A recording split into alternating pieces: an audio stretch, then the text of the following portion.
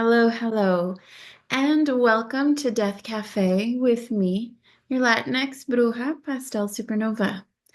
This is where I do my part to help normalize heart-led conversations about death, dying, and loss. I'll be sharing personal journeys and also speaking to insightful minds about everything to do with the inevitable. In this episode, you are going to meet Jay Jones. He's known as a spoken flow poet and the co-host of the Down Home podcast. In this conversation, he simmers on the practice of walking the path of growth through reflection, forgiveness, and expression. He shares a piece of his early childhood journey and how that led him to become the man that he is. He also shares a beautiful contribution that he offers to his community and also some of his poetry. Have a listen. Hello, sir. Hello, madame. Welcome to this humble podcast. Thanks for having me. I would love for you to introduce yourself to the audience. Sure. My name is Jason Jones. I'm born in Halifax, Nova Scotia. I've been in Toronto for about 26 years now. I'm a big music fan. I'm a musician as well as a spoken word artist. And, I just try to keep it real, keep it right, keep it loose, but keep it tight. Yes. You Yeah. also have a podcast. Yes, I do. Yeah, I do a podcast called Down Home. Down Home is slang for what we call Nova Scotia. Halifax is where me and my best friend Derek were born, and we've been friends since we were 8 years old. And back in 2025 during COVID, after sort of what happened with George Floyd and sort of the Black Matters movement, we kind of got an inkling to do a podcast talking about the experience of people of color in Canada. At first, it started off with Nova Scotia, but now we're in our fifth seasons and we've sort of broadened our horizons and just talk about stories about the Black experience or people of color and talk about some of the systemic issues that still affect us today, which affects race and culture and economic. We like to talk about those things just to have conversations about them because they're still very prevalent. So it's a big passion project that we've been doing for quite a while. Yeah, I think it's wonderful. I started thank you. listening. You guys are great. You're very sensitive, very smart, but also you throw jokes. Yeah, you gotta keep it balanced. Let's get into this first of all, because you've seen all kinds of things. You are privy to a certain experience that I'm not living. The whole reason of your podcast, I think, stems out of need to talk because there is a lot of bottled up grief and Hmm. tons of loss. And something that I think makes it hard for people to connect with is disenfranchised grief. So, like, not necessarily deaths, but there's a ton of loss and just like a need to speak about things that people are so used to overlooking or sidestepping Hmm. for fear of discomfort Hmm. that that I think you know well and you speak about really well. So thought we could maybe start with a little bit of that. Sure. Um, it's definitely to look back at sort of the conditions that we grew up with, especially being a young black person in Nova Scotia. Um, first of all, I grew up in an all-white neighborhood. There were only two black families, myself and the Marsmans. We were the Joneses and the Marsmans, and this was in the 70s, and I hadn't really experienced what the generations before me experienced, but as I got integrated in with the community growing up and stuff like that, I could see, even at a young age, how sort of some of it was taught and passed down, sort of just some racial discrimination. And, as a kid, we face some of that just sort of racial slang thrown our way. Sometimes we got picked on, and I didn't really understand it. You know what I mean? I was like, why is it that you know, you guys are picking on me because I'm a different color? And being a young age, I didn't understand it until I got a little bit older. But it was also just became a thing that you just sort of had to survive, and you learn to sort of keep your head down and do the best that you can, and by keeping your mouth shut. But that doesn't do anything because the problem still existed. You know what I mean? Growing up with that in hindsight, now that I'm definitely where I am now, looking back when we started our podcast, we just saw the lens of which we grew up in. And it was sad because it was just like all these kids that I grew up with were just, it was passed down. And subconsciously, it gets caught in your mind and you think, that's the way to be. So I hope I hope I'm sort of answering the question a little bit. I'm just sort of speaking by my experiences, and now that I'm older and doing this podcast, I look back with a lot of grief going, man, oh man, look what we had to go through. Not saying woe is me, just as a collective whole of like what humanity sometimes is taught. And this has gone through on throughout history. Like a lot of the time when race became a thing, it wasn't necessarily race. They tried to divide people because of religion. And then with all these sort of people like sort of like Christopher Columbus and all these people that were discovering new lands, they often had scientists with them that would keep a docket of what they saw and what they experienced. So it came down to defining people as they were. So sort of the indigenous people, they described them. They lived off the land, but they weren't physically, strong or something like that. They with a lot of the Europeans coming over, a lot of the people in North America per se started to catch sickness from some of the European diseases that they were getting over here. So they were deemed as weak and couldn't handle the sort of the elements.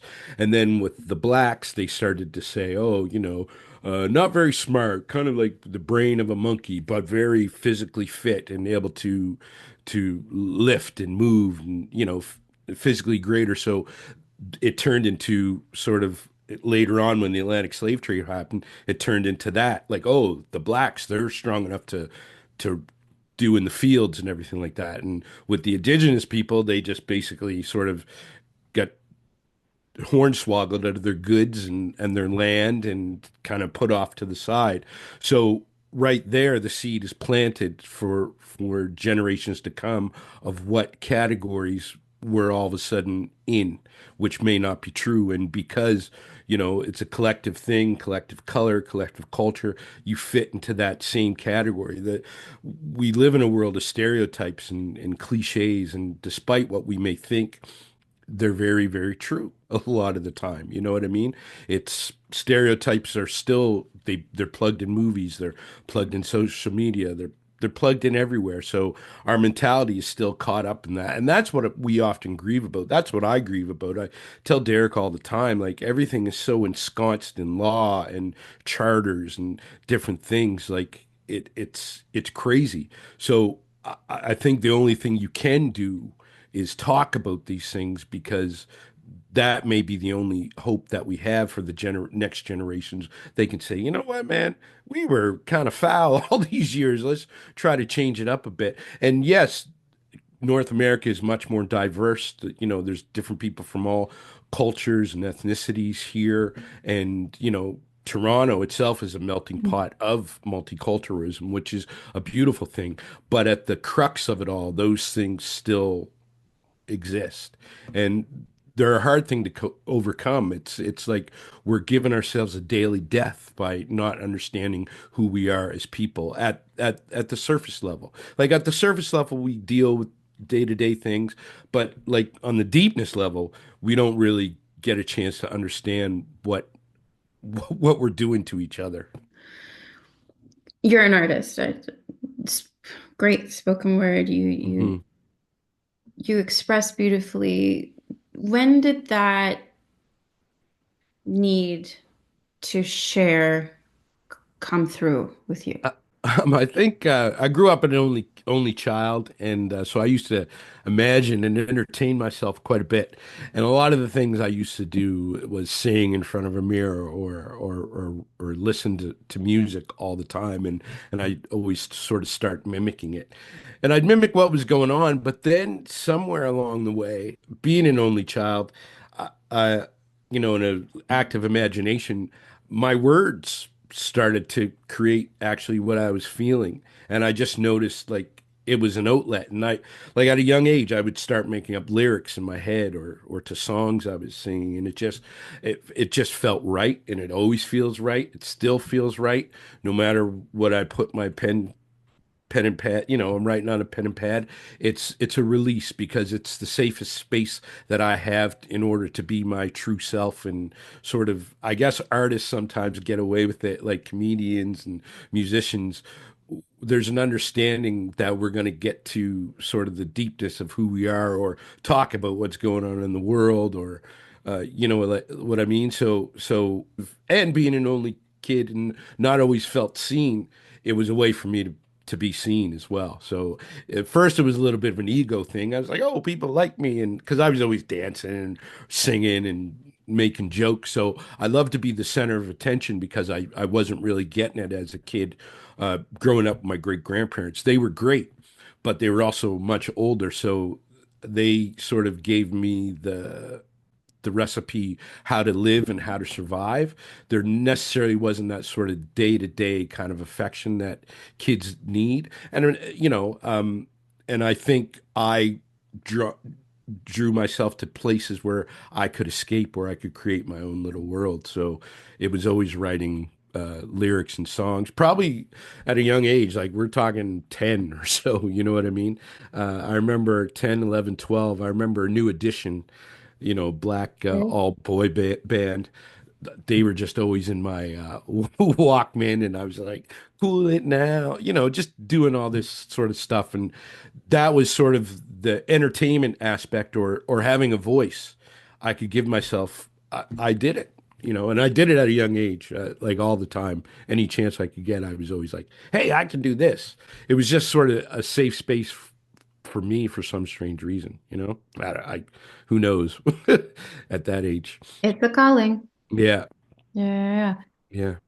Do you remember the time where you began to equate it with healing? Um, yeah, I think I did. Like especially in high school. As we all do, we go through our certain paths in lives and our certain moods and different things. And high school was a little bit tough for me. Like I felt extremely all alone. So a lot of the time I would skip school and usually go to the library and get a book, and I'd often write and just jot down stuff that I was feeling in my journals. And because my parents weren't around, so that was always an empty void.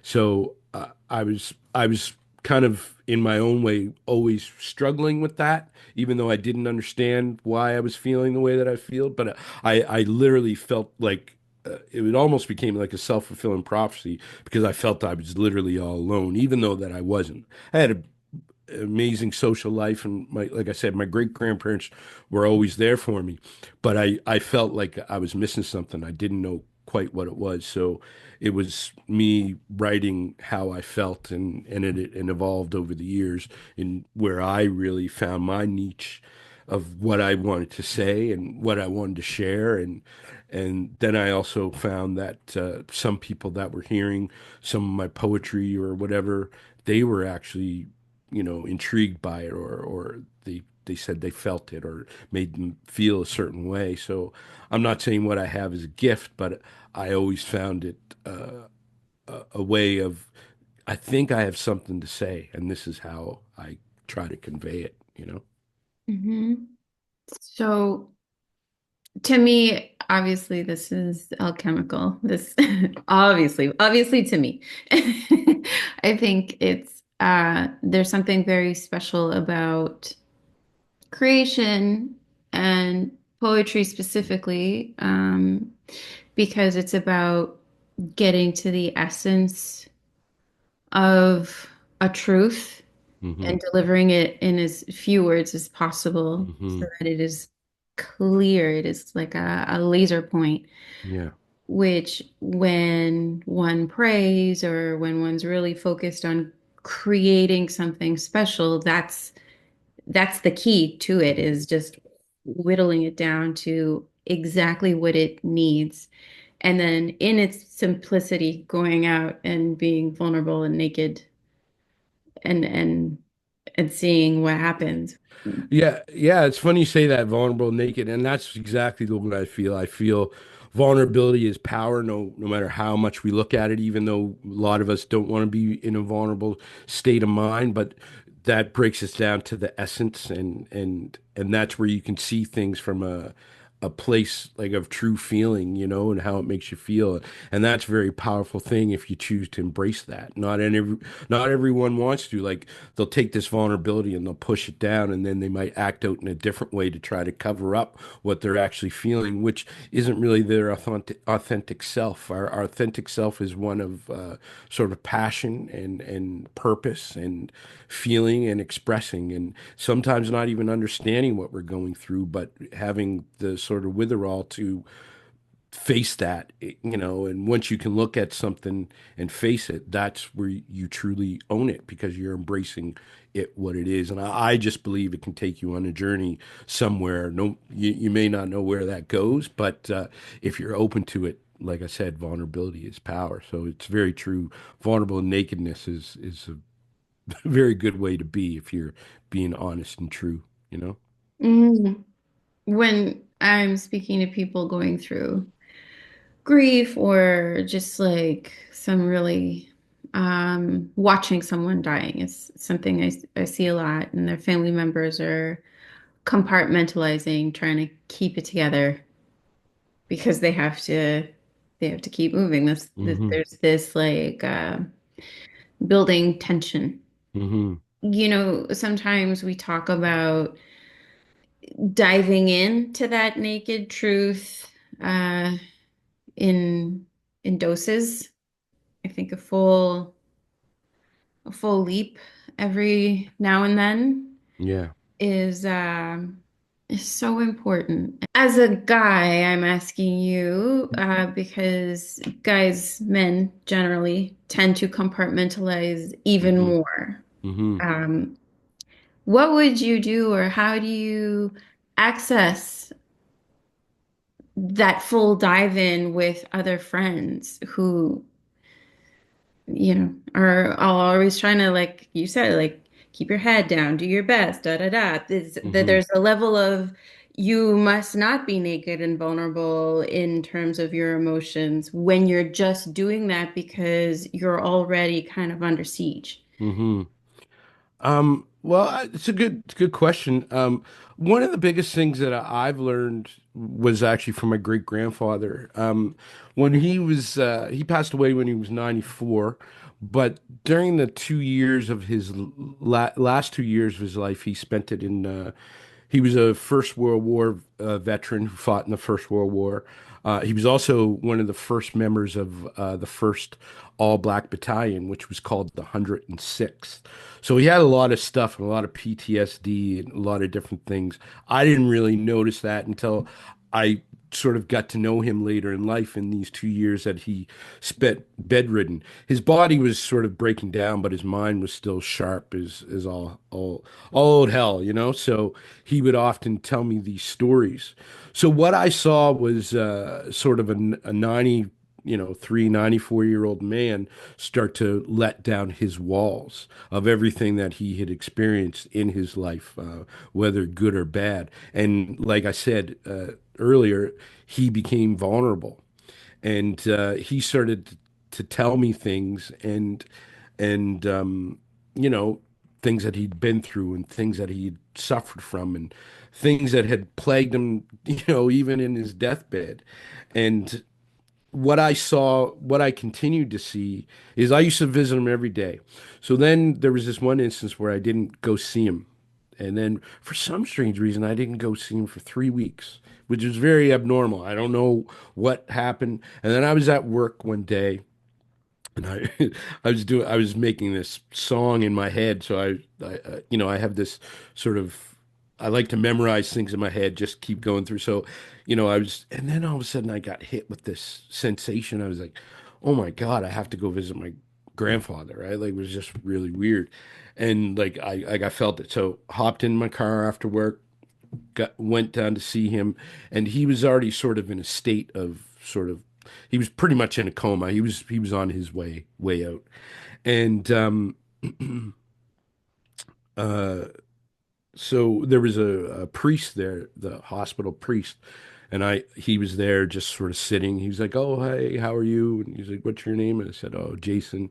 And he's like, "Oh, you're his grandson." He's like, "Oh, he talks about you all the time whenever I used to come visit." Because my grandfather was heavily involved in the church. He was a deacon, head deacon of our Baptist church. So anyway, he kind of had that rapport with people, and he was just a guy that you could talk to. And like I said, even in the last years of his life, he was still very full of wisdom.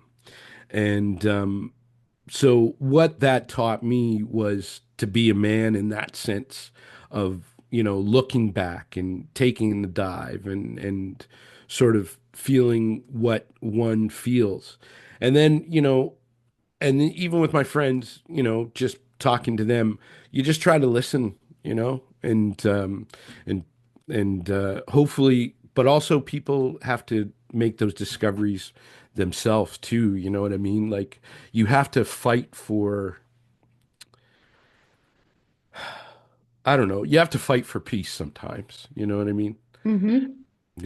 But anyway, what I feel that I learned was, he taught me how to just be open. And, the only thing I can do is be open anytime I breathe. You know what I mean? Yeah. So I don't know. I hope that answers your question.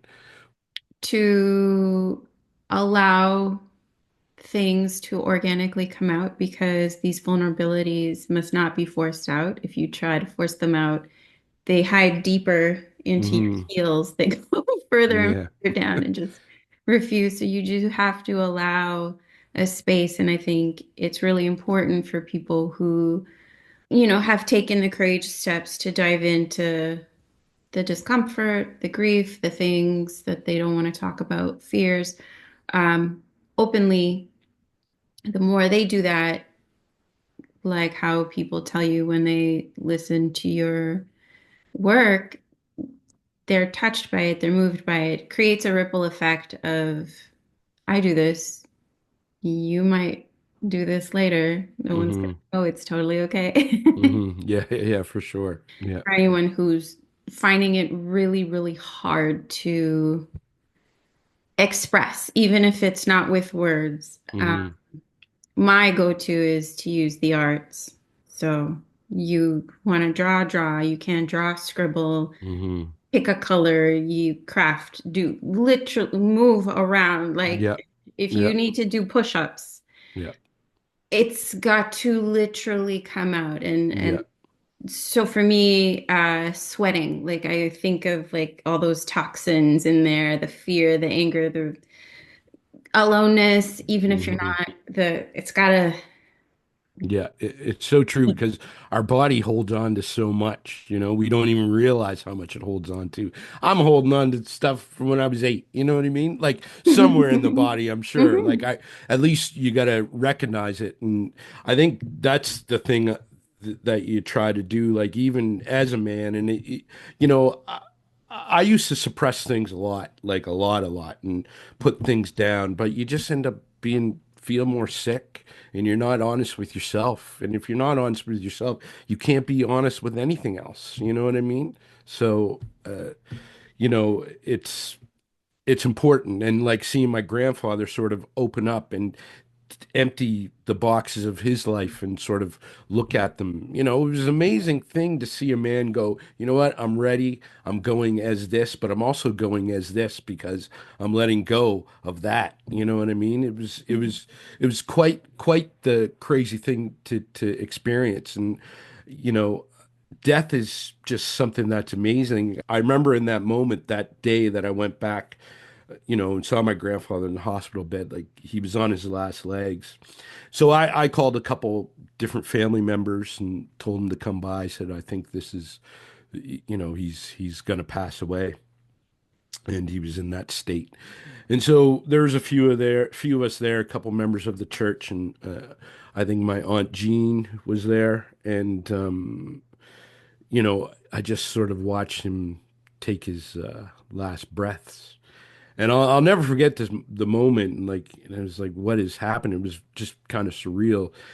But as he took his last breath and exhaled that one final time, literally in the matter of seconds, he kind of weirdly got this a breath again, and he inhaled, and he kind of just. I was literally at the end of the bed, just watching this all unfold, and he just kind of totally lifted his head up and kind of gazed at me with this look of like, this is it. But it was almost as if something went through me. Like I've always felt our lives were kind of intertwined in a weird way because we had a very special connection, especially near the end.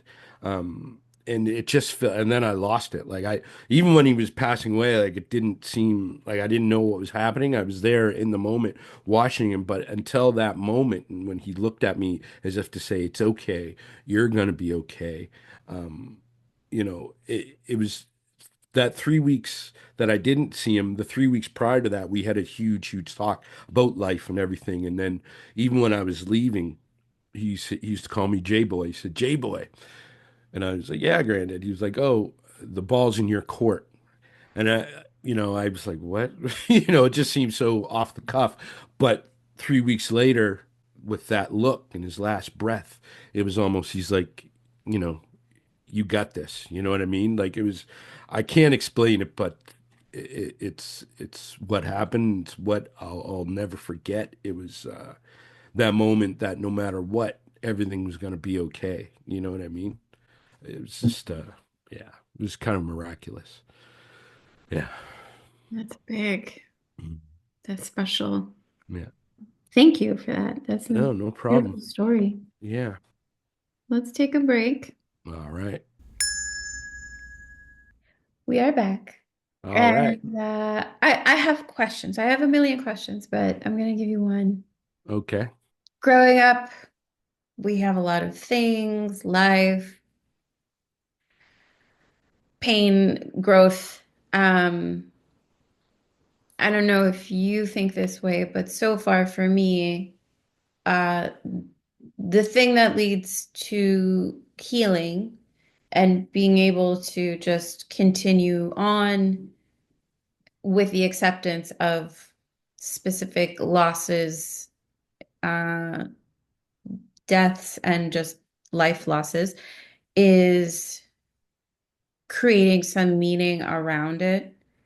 Not so much about like sometimes a spiritual meaning, but more of, all right, what is the lesson? What have I learned from this? It's not really to avoid it. Sometimes it's to avoid it in the future, but other things you can't avoid. So it's just, the processing of information. And then that leads me to forgiveness Hmm. of whatever the situation, the person, myself.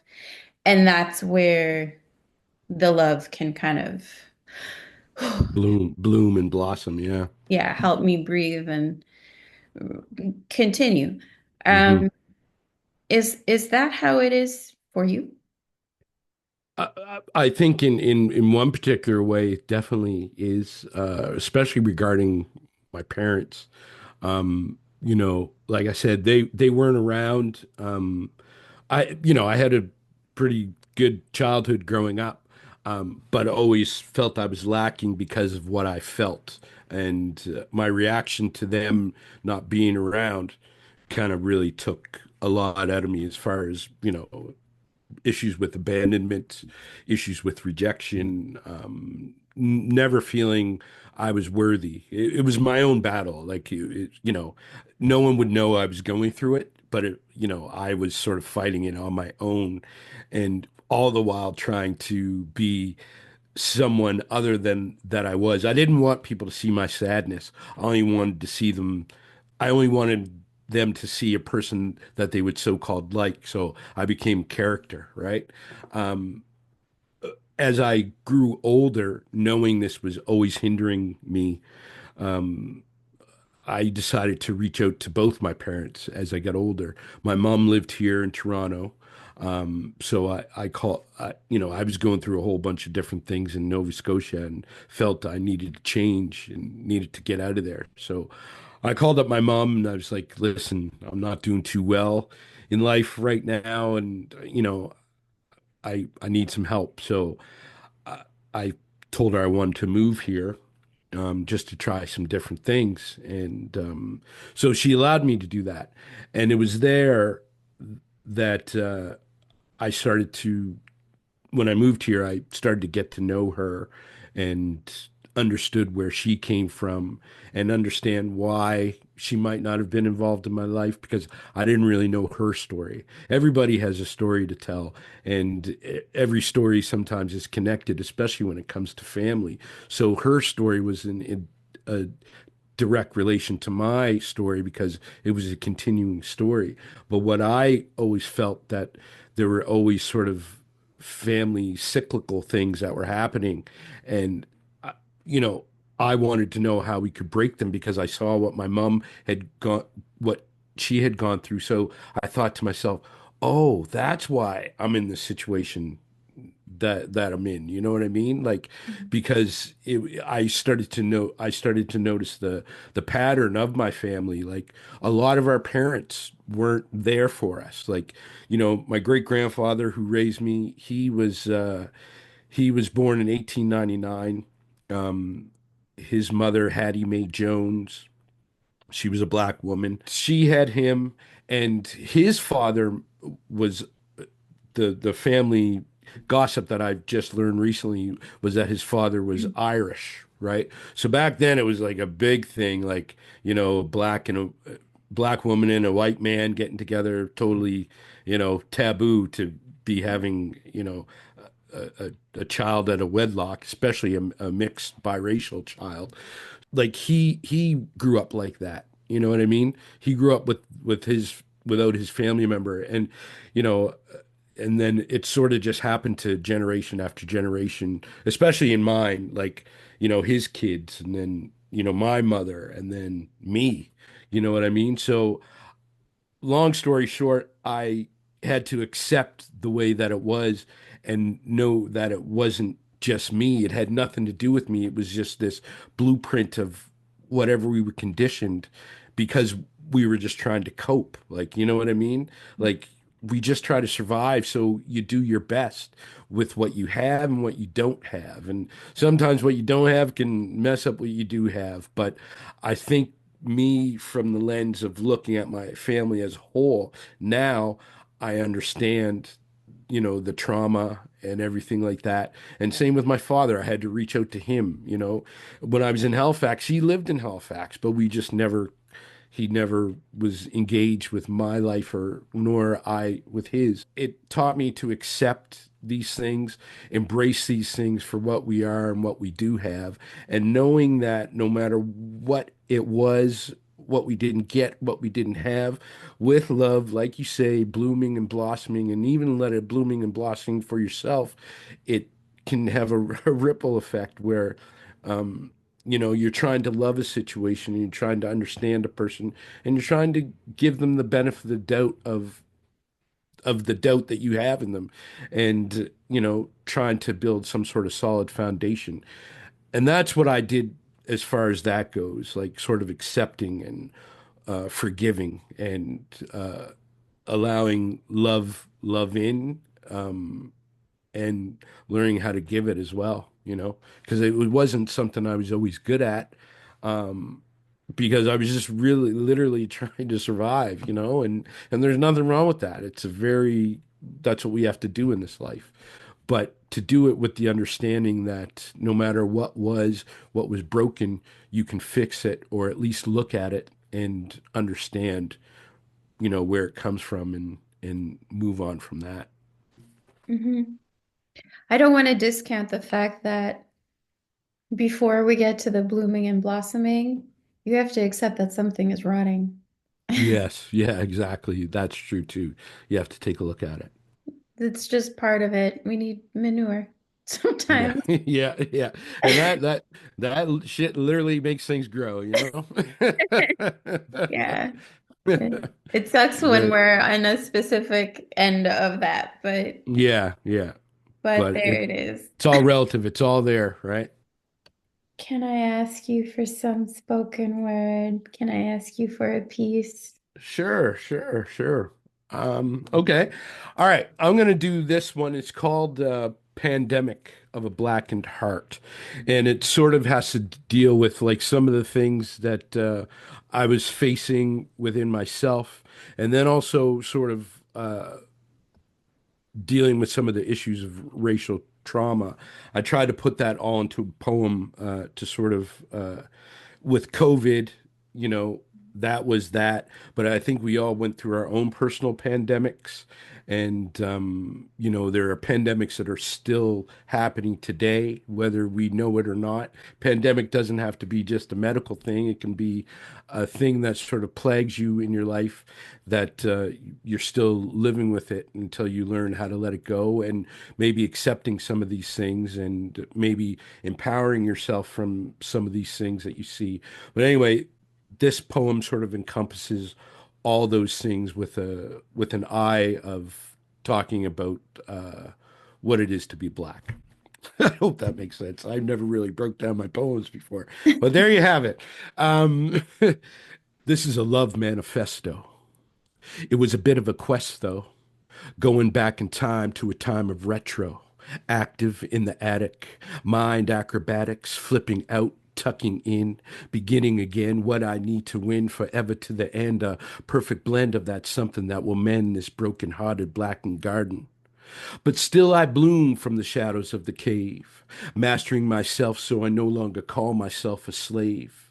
Thoughts of Rumi, a love for lust, an invisible child on the cusp, sipping from a cup that is now runneth over, seeping into roots deep until he learned how to get over, understanding. Sometimes I get dizzy. It's a song for the horn, a melody for truth in tune with the dawn of an early morn. That's when I rise to seize the day, finding hope and strength in the memory of those that paved the way, walking through origins unknown so that the flowers would bloom one day in the month of May. Mother, may I please pledge allegiance to them. A rose from concrete, black on both sides, most deaf, swallowing pride in fields of endless days as freedom floated by in the bluest of the sky. They ran in the night, not to be seen, toward a underground, toward a tunnel of light to still have a dream. Kings and queens free from valleys and shadows of death. If we take a knee, does that mean we have to take our last breath? It's 8:46. There's a pain in my neck.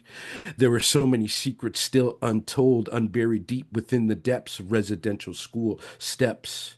Excuse me, mister. We're already so close to the edge. We've conformed to the norm, but our lives don't seem to matter. Can't you hear the power of people who just want to know purpose and privilege and maybe one day touch the rung of the ladder and not be lynched and hung? We are victims of this system, a legacy built from our own labor, food for thought taught, put on a plate, savoring hate as the flavor.